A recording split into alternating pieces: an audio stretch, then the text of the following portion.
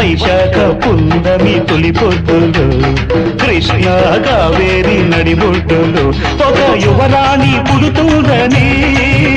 ఒక యువరాణి పుడుతుందని ఆమె ఆమె నారాణి అవుతుందని